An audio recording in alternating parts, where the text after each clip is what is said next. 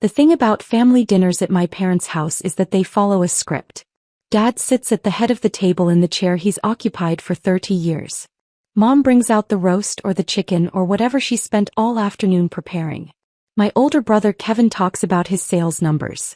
My younger sister Michelle shows photos of her kids. And I sit quietly eating my food, being the family disappointment. "How's the apartment search going?" Mom asked, passing the mashed potatoes. "Still looking," I said, which was true in a sense. I was always looking at real estate. Just not apartments for myself. Dad cut into his steak with more force than necessary. "At 34 you should own something by now. Kevin bought his first house at 28. Kevin nodded from across the table. "Market was better then, but still. You've got to build equity, Sarah. Renting is throwing money away." "I'm aware," I said mildly. "Are you?" Dad set down his knife and fork, giving me his full attention. The attention that used to make me nervous when I was younger, desperate for his approval. "Because from where I'm sitting, you've been working at that property management company for what, 8 years? And you've got nothing to show for it." 7 years, actually. 7, 8, what's the difference? Point is, you're spinning your wheels. Living in that tiny apartment, driving a 10-year-old Camry. Stop pretending to be successful when you're clearly not. Uncle Frank, Dad's younger brother, raised his wine glass in agreement. "Your father's right. At your age you should have assets. Property. Investments. You'll never own anything at the rate you're going." I kept eating my dinner, cutting my steak into precise pieces. "You're probably right." Michelle jumped in, trying to help in her well-meaning way. "Sarah works really hard, Dad. Property management is a real job." I didn't say it wasn't a real job. I said it's not getting her anywhere. Dad leaned back in his chair. "You know what your problem is? You're too passive. Too willing to just accept whatever comes your way instead of fighting for more." Mom placed her hand on Dad's arm. "Richard, maybe we could talk about something else." "No, Barbara. She needs to hear this. All her life, Sarah's been content to just exist. No ambition. No drive. Look at Kevin, he's a regional sales director. Michelle married well, has a beautiful family. And Sarah's still in that cramped apartment complex doing admin work. The property management company where I worked was called Sterling Properties. I'd started there 7 years ago as an assistant property manager, learning the business from the ground up. Rent collection, maintenance requests, tenant relations, lease agreements. The unglamorous work of keeping buildings running and people housed. What Dad didn't know, what none of them knew, was that 3 years into that job I'd started buying properties myself. Small ones at first. A duplex that needed work. A 4-unit building in a transitioning neighborhood. I'd learned to spot potential, to run the numbers, to manage contractors and renovations and tenant relationships. What they really didn't know was that I'd bought Dad's house 5 years ago when he was facing foreclosure after a bad business investment. Bought it through an LLC, hired a management company to handle the ownership details, and let him think he'd worked out a special arrangement with the bank. The property taxes, the insurance, the major repairs, all of it flowed through my accounts while Dad thought he was making his mortgage payments to some faceless lending institution. "I'm doing okay," I said quietly. "Okay isn't good enough." Dad's voice rose. "You're 34 years old. When I was your age, I owned this house, had 2 kids, and was building a business. What do you have?" I looked at him across the table.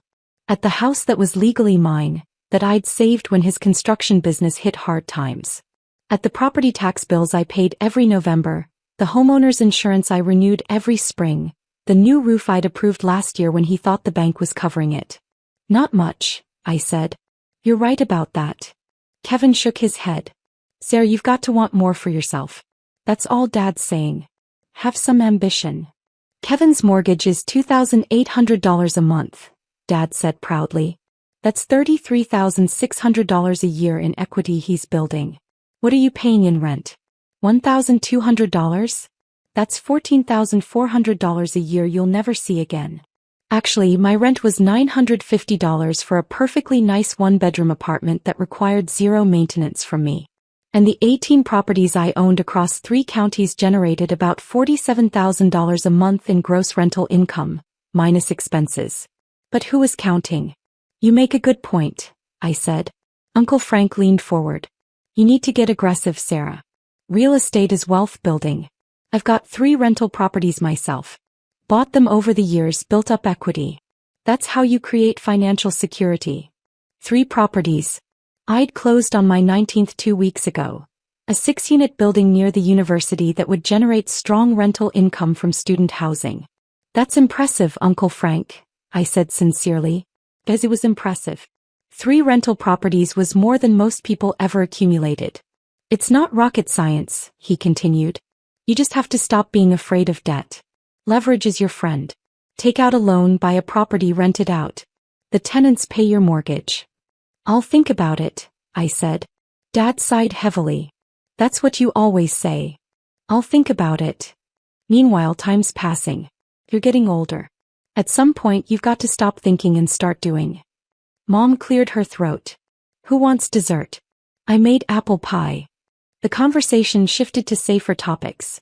Kevin's latest sales trip, Michelle's youngest starting kindergarten, Uncle Frank's upcoming vacation. I helped Mom clear the dishes, accepted my slice of pie, and continued playing my role as the family underachiever. My phone buzzed in my pocket. A text from my property manager at Sterling Properties, where I still worked full-time because I actually enjoyed the work. Tenant in Unit 4B says kitchen sink is leaking. Should I call the plumber? I texted back, yes, use Jerry. He's familiar with that building. Sarah, put the phone away at dinner, Dad said without looking at me. Sorry. I slipped it back in my pocket. After dessert, I helped Mom load the dishwasher while the men watched a football game in the living room. Don't take it personally, Mom said quietly. Your father just wants the best for you. I know. He worries. We both do. You're so quiet about your life, we never know what's really going on with you. I handed her another plate. I'm fine, Mom. Really? Are you dating anyone? Not at the moment. You should try those dating apps. Michelle met several nice men before she met Tom. I'll consider it. She patted my arm. You're a good girl, Sarah. I just wish you'd fight for yourself a little more. Let people see what you're capable of. If only she knew. Monday morning, I was at my desk at Sterling Properties when my phone rang. Dad's accountant, Gerald Morrison. Miss Chin? This is Gerald Morrison. I handle your father's accounts. I know who you are, Gerald. What can I do for you? I'm reviewing your father's tax documents for the year, and I've noticed something unusual. The property tax payments on the house, they're not coming from his bank account. My stomach tightened. Okay. They're coming from an LLC. Meridian Property Holdings. I've been trying to track down the payment source because the records your father has don't match what I'm seeing from the county assessor's office. I see. Miss Chin, do you know anything about this? Your father seems to think he's been making these payments through his mortgage servicer, but that's not what the records show. They show direct payments from Meridian Property Holdings, which according to state business records, is registered to you. I closed my office door. Yes. That's my company. Your company has been paying your father's property taxes? For the last 5 years, yes. Silence on the other end. Then, Miss Chin, forgive me for being direct, but why? Because 5 years ago Dad was facing foreclosure. His business had taken some hits, he'd missed several payments, and the bank was starting proceedings. He didn't tell anyone because he was embarrassed. I found out through a friend who works in county records. And you? I bought the house. Paid off the mortgage, transferred the deed to my LLC. I hired a management company to handle the owner communications so Dad would think he was dealing with a bank or servicer. He makes his payments to the management account, which covers about 60% of the actual costs. I cover the rest: property taxes, insurance, major repairs. More silence. Does he know? No. Miss Chin, I have to disclose this to my client. This is his tax return we're discussing, and there are significant implications if he doesn't own the property he thinks he owns. I understand. Do what you need to do. For what it's worth, Gerald said, his voice softer, that was an extraordinarily generous thing you did. He's my father. He needed help. Still, most children couldn't, do something like that. After we hung up, I stared at my computer screen without really seeing it. 5 years of careful management, of quiet help, of letting Dad maintain his dignity while I kept the house he loved from being sold at auction. All about to be revealed because of tax season. My phone buzzed. A text from Dad. Need to talk. Come by the house tonight. I drove to the house that evening. The house I legally owned, though it hadn't felt like mine in any real sense. Dad answered the door with an expression I'd never seen before. Not anger exactly. Something more complicated. Living room, he said. Mom was already there, sitting on the couch with a tissue in her hand. Uncle Frank was there too, standing by the fireplace. Kevin and Michelle hadn't been summoned to this particular family meeting. Gerald called me today, Dad said without preamble. Told me something very interesting about the property taxes on this house. I sat down in the chair across from the couch. Okay. He says you've been paying them. That you've been paying them because you own this house. My house. Technically, yes. Technically. Dad's voice rose. What the hell does that mean technically? It means legally the house is owned by my LLC. Meridian Property Holdings. You've been making payments to a management account that I set up. Those payments cover about 60% of the actual costs. I cover the difference. Mom pressed the tissue to her mouth. Uncle Frank stared at me like I'd announced I was an alien. 5 years, Dad said. Gerald says this has been going on for 5 years. Yes. Why? Because you were facing foreclosure. Because the bank was going to take the house you and Mom have lived in for 30 years. Because you needed help and were too proud to ask for it. Dad sat down heavily. I was working it out with the bank. I had a plan. You were 3 months from foreclosure proceedings. I checked. There was no plan that was going to save the house in time. So you just bought it? Without telling me. Yes. With what money? Uncle Frank interjected. Sarah, where did you get the money to buy a house? This house was worth $380,000 5 years ago. I looked at him steadily. I had it. From where?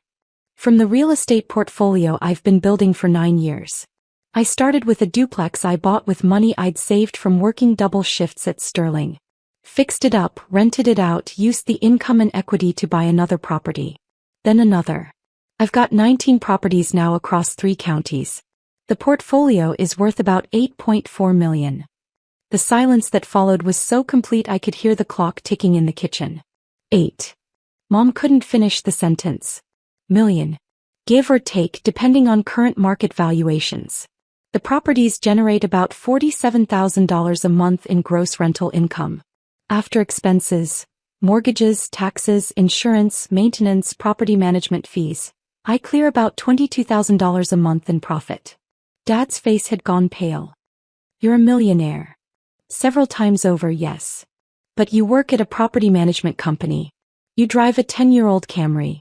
You live in a $950 apartment that requires zero maintenance from me and lets me focus my capital on income-generating properties instead of personal real estate.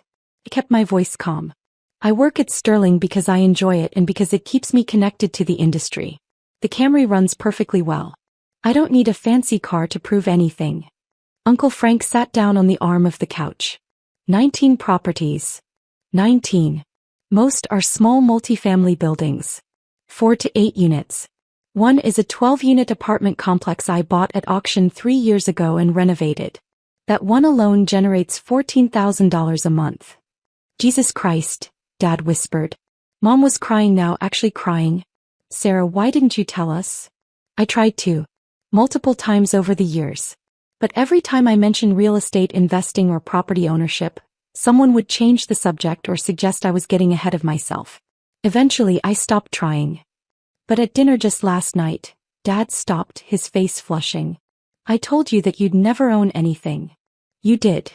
And you just sat there. You let me lecture you about building equity and wealth creation when you're... He couldn't finish. When I've been quietly doing exactly what you said people should do. Yes. Uncle Frank shook his head slowly. 3 properties. I've been proud of owning 3 rental properties. And you're sitting there with 19. Your 3 properties are impressive, Uncle Frank. You built them over time carefully, which is the right way to do it. I just had more time and got lucky with some of the purchases. Don't do that, Dad said sharply. Don't downplay what you've done. $8 million isn't luck. No, I agreed. It's 9 years of 18-hour days. It's learning to read market trends and spot undervalued properties. It's developing relationships with contractors and learning to manage renovations under budget. It's tenant management and legal compliance and financial modeling and risk assessment. It's a lot of things, but luck is only a small part of it. Mom wiped her eyes. The house. You saved the house. I saved your house. Dad's house. The house where I grew up. Yes. Why? Dad's voice cracked. Why would you do that without telling me? Because you needed help and wouldn't have accepted it if you'd known it was coming from me. Because you were ashamed of the business problems and didn't want anyone to know. Because I had the ability to help and it seemed like the right thing to do. But you let me think. He stopped, swallowed hard. I've been making those payments every month. Thinking I was paying a mortgage, maintaining my house, being responsible. And it wasn't all fake, Dad. You were being responsible. Those payments you make cover most of the operating costs. The property taxes and insurance I handle separately, yes, but you're not living here for free. You're contributing significantly to the household expenses. 60%, Gerald said. About that, yes. The taxes alone are $8,200 a year. Insurance is another $2,400. Your payments don't quite cover everything, but they cover a lot. Uncle Frank stood up suddenly. I need a drink. Richard, you want a drink? Yeah, Dad said. Yeah, I do. They went to the kitchen, leaving me alone with Mom. Sarah, she said softly. When you said you were looking at apartments, what did you actually mean? I was looking at a 12-unit building in Riverside. Needs some work, but the location is good and I think I can get it for under market value. I made an offer last week. So you're not looking for a place to live? No. I'm happy where I am.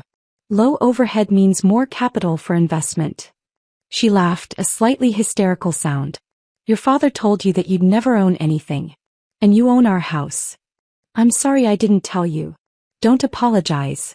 Don't you dare apologize for being generous and discreet and everything we raised you to be. I wish I'd known. I wish I'd seen it. I tried to tell you, Mom. Remember 2 years ago at Thanksgiving? I mentioned I was thinking about expanding into commercial properties. You said that sounded nice and asked if I'd tried online dating. She covered her face with her hands. Oh God. I remember that. I thought you meant you were thinking about maybe buying a small rental house someday. I meant I was considering purchasing a 6,000 square foot commercial building to convert into office spaces. Did you buy it? Yes. It's fully leased now. 3 businesses, generating $8,500 a month. Dad and Uncle Frank returned with whiskey glasses. Dad handed one to Mom, who took it without protest. I don't understand, Dad said, sitting down across from me again. How did we not see this? How did we miss that you were building an empire while we thought you were struggling? Because I didn't need you to see it. I just needed to build it. But why? Why let us think you were? He gestured helplessly. Unsuccessful. Directionless. A disappointment. I met his eyes. Because correcting you every time you made assumptions was exhausting. Because I got tired of trying to make you understand. Because at some point, I realized my success didn't require your validation. The words hung in the air between us. Uncle Frank broke the silence. That's fair. Brutal but fair. I'm not trying to be brutal. I'm trying to be honest. You asked why I didn't tell you. I'm telling you. I tried. You didn't hear me. Eventually I stopped trying. Mom set down her whiskey glass with a sharp click. And the house. When were you planning to tell us about the house? Honestly, I wasn't. I was going to keep paying the taxes and insurance and let you live here as long as you wanted. When you eventually passed away, I'd have quietly transferred it to Kevin or Michelle. Nobody needed to know. That's insane, Kevin's voice came from the doorway. Michelle stood behind him. Apparently word had spread and they'd come over. Is it?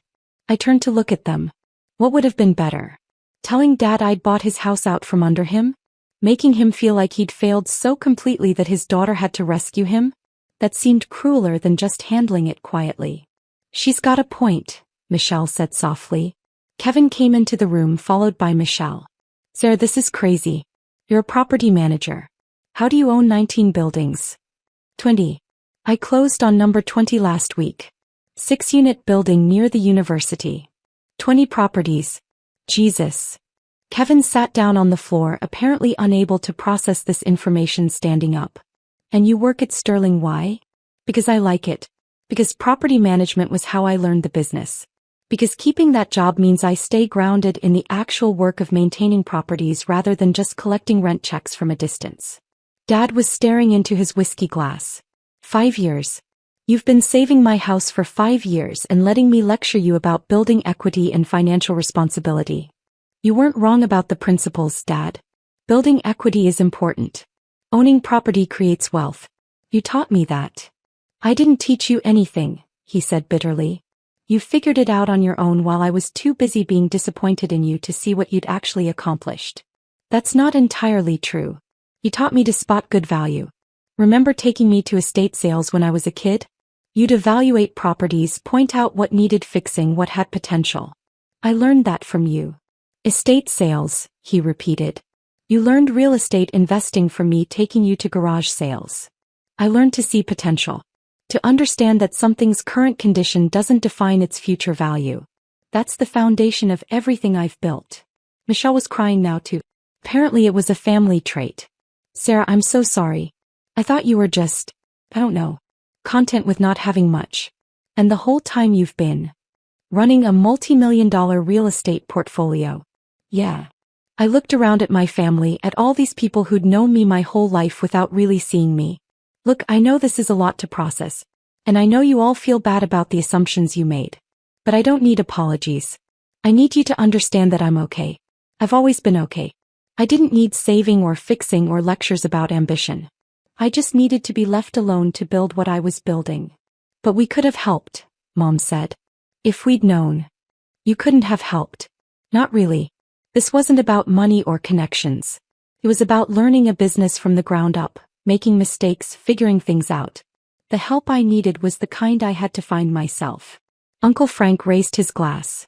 To Sarah, who apparently has more balls than all of us combined. Frank, Mom said reprovingly, but she was smiling slightly. What? It's true. She bought her father's house without telling him to save his pride. That takes guts. Dad finally looked up from his whiskey. What happens now? What do you mean? With the house. It's yours. Legally yours. What are you planning to do with it? Nothing. You live here, you keep making your payments, everything continues exactly as it has been. The only thing that changes is now you know the truth. But you own it. On paper, yes. But it's your home. That doesn't change. Sarah, we can't just live in your house without. Why not? You're already doing it. You have been for 5 years. Nothing has to change unless you want it to. Mom shook her head. Everything's changed. We thought we knew you and we didn't know you at all. You knew me. You just didn't know what I did for a living. There's a difference. Is there? Dad set down his glass. Because I'm sitting here realizing that I told my millionaire daughter that she'd never amount to anything. I lectured her about ambition while she was quietly saving my house. I don't know how to. His voice broke. I don't know how to come back from that. You don't need to come back from anything, Dad. You were wrong about my circumstances, but you weren't wrong about the principles. Property ownership is important. Building equity matters. Financial security is worth pursuing. You taught me that. I just applied it differently than you expected. I called you passive, he said. Last night at dinner I said you were too passive, too willing to accept whatever came your way. I remember. And the whole time you've been one of the most aggressive real estate investors I've never heard of. I smiled slightly. I prefer strategic to aggressive, but yeah, essentially. Kevin was scrolling through his phone. I just Googled Meridian Property Holdings. There's a business listing. It says, Commercial and Residential Property Management and Investment. That's your company. That's one of my companies. I have 3 LLCs for different purposes. Keeps the liability separate. 3 companies, he repeated. You have 3 companies. And she still drives a Camry, Uncle Frank said, shaking his head. Unbelievable. The Camry runs great. Why would I replace it? Because you can afford to. Dad said, gesturing wildly. Sarah, you're worth $8 million. You could drive a Mercedes. You could live in a mansion. You could. I could, I agreed. But I don't want to. I like my life the way it is. Simple. Efficient. Focused on work I find meaningful rather than consumption I don't need. Michelle spoke up from the doorway. What do you need? What? You said consumption you don't need. What do you actually need? What makes you happy? I thought about it. Seeing a property I've renovated come back to life. Helping tenants find affordable, well-maintained housing. Solving the puzzle of how to make a building profitable while keeping rents reasonable. That makes me happy. Not things, Michelle said. Work makes you happy. Good work makes me happy. Work that matters makes me happy. Dad stood up suddenly. I need to apologize. Properly. Not just for last night but for every time I suggested you weren't doing enough, weren't being enough, weren't enough. Sarah, I'm sorry. Dad. No, let me finish. I'm your father. I should have seen you. I should have asked questions and actually listened to the answers. I should have trusted that you knew what you were doing even when it didn't look like what I expected success to look like. He crossed the room and pulled me into a hug. I'm proud of you. I should have said that years ago but I'm saying it now. I'm so damn proud of you. I hugged him back, this complicated man who'd driven me crazy and motivated me in equal measure. Thanks, Dad. The house, he said, pulling back. We should talk about the house. About making this arrangement more official, more fair to you. It's already fair. You're contributing what you can. I'm covering the rest. It works. But your money is being used the way I want to use it. Dad, do you know what financial security means to me? It means knowing that the people I love have stable housing. That you and Mom can stay in the house where you raised us. That's worth more than any Mercedes or mansion. Mom was crying again but smiling through the tears. When did you get so wise? Somewhere between property 3 and property 4. Right around the time I realized that wealth isn't about what you own, it's about what you can do for the people and causes you care about. The next Sunday dinner was different. Dad didn't lecture me about ambition. Kevin asked actual questions about property management and real estate investing. Michelle wanted to know about the renovation process. Uncle Frank asked for advice about his 3 rental properties. Mom still made pot roast. We still sat around the same table.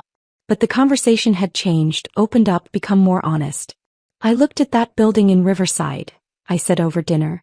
The 12-unit. Going to pass on it. Foundation issues that would cost more to fix than the property's worth. Smart, Dad said. Always check the foundation. You taught me that. He smiled. Maybe I taught you more than I thought. You taught me plenty. You just didn't realize I was paying attention. After dinner, Dad and I did the dishes while everyone else watched football in the living room.